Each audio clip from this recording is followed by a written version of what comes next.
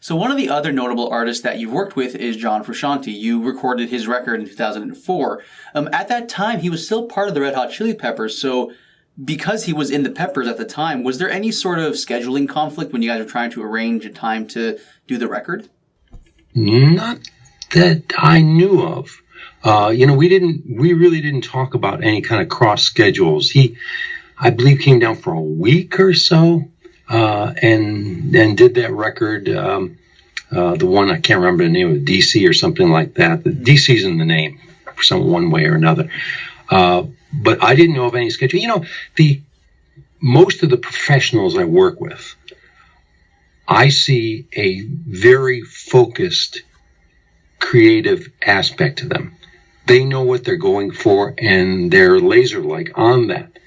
And they won't be diverted by any kind of little side roads or anything like that. So I didn't care what his scheduling was.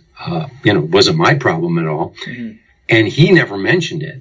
We went after the songs to get the songs, and pretty much nothing else mattered. Hey guys, so just to expand on what Don was saying, the name of John Frusciante's record is DCEP. It's a 4-song EP which was recorded and released in 2004. Ian MacKaye produced the record, and Don Zientara engineered it. DCEP is John Frusciante's third EP. In John Frusciante's own words, he wrote the songs for DCEP while he was on tour with the Red Hot Chili Peppers. Quote, "These songs were written while I was on tour for By the Way. I was listening to the Velvet Underground a lot. It's only 4 songs and 15 minutes long.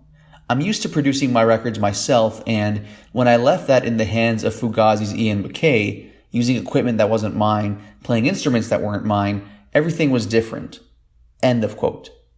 Personally, I think it's a really good record, and I recommend checking it out. It has a classic Chili Peppers vibe to it, but at the same time, it has its own distinct vibe to it as well.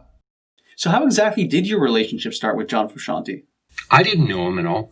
Ian brought him in, basically. I guess Ian and he are friends. Chili Peppers played with Fugazi, and they became fast friends. So when John wanted to do an album, I think he wanted to do an album that had some DC, or in DC, have some DC themes. He brought him to the studio, to an area studio, and we did it there. How does he like to work with in the studio? Oh, he's great. He's really great. He's very laid back. He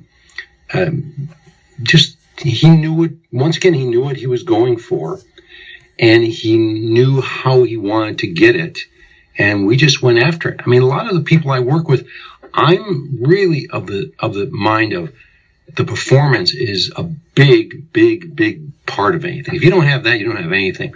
I don't care if you have a multi-million-dollar microphone sitting up there on a stand or whatever. It may sound fabulous, but you have to get that performance. So I'll get that performance. That's job number one. Everything else is after that. Everything is after that. And that's, I've learned that from people. I think I learned things from every session where we have very, very talented people, and they know what they're going for. And I say to myself, wow, they know what they're going for. So, let's learn a little bit from this, and let's learn how to focus on what is important about this whole project, what's important about the song, what's important about the album, and let's get that idea to come out rather than to have a good hi-hat sound or a good snare sound. That's less important. Yeah, I agree. It's not unimportant, but it's far less important. Agree with you 100%. Mm-hmm. I think, unfortunately, a lot of artists today are so focused on the production quality as opposed to the music quality, so to speak. And it's kind of killing. You can get sucked into that very easily because, of course, quality is so easy to attain these days with all the stuff we have around us. And you can get tied up in a lot of this equipment when sometimes you realize, hey, some of the simplest equipment could do a pretty good job. And I've done it myself where, I've done things on a small little diddly recorder, and it sounded much better, not because of the quality, but because of the performance of it. And that overshines everything. So that's one of the things I really admire about punk is that it's very much just do it. Like don't worry about whatever, just go out there and put out the energy. In this day and age, this is again just a general question, but in this day and age where again it's so focused on looking perfect, sounding perfect, this and that, is it possible for there to be like a new punk movement in this context? I don't think there needs to be, but there could be. It may not be.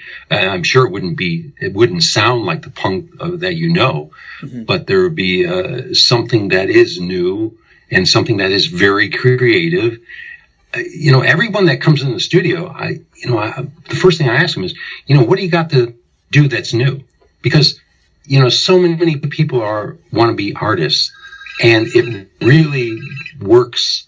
It works very well for them because I want a lot of people to be artists. Is that the phone? Yeah, no worries, man. It's all good. You have to have something new to offer people. If you don't have something new to offer people, I know it's sort of a trite saying, but it's not going to go too far. You're basically copying someone else's style or someone else's playing style, and we all do that.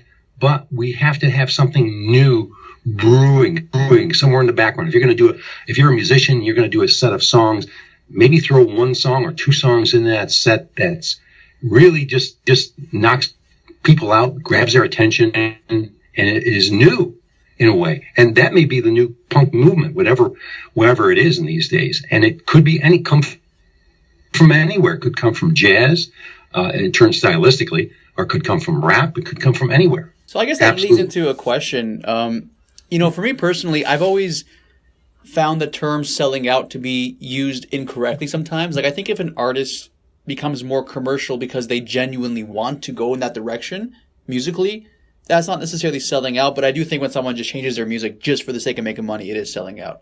In your mind, where do you start to distinguish who's a sellout and who's not a sellout? Does that make sense, the question? Yeah, I never thought about it too much. I mean, I think if you have to look at life. Yeah. And there's rent, and there's food, and there's other things that need to be gotten. So I think if people make a conscious decision to get money from their music, they have a reason to. And I hope it's a good reason. And let's leave it at that, really, because, other than that, I'm not going to debate them whether or not they need to buy a T-bone steak rather than hamburger or something like that, or their landlord needs the rent money. It's all life. I mean, they have to deal with that all the time, and it's okay. It's all right. I mean, there's certainly ethical questions to the music you make and the songs you write, but that's a whole other thing too. And if you say things in the songs that are somehow unethical in the sense just to get money, that's not good. But that's a totally different thing.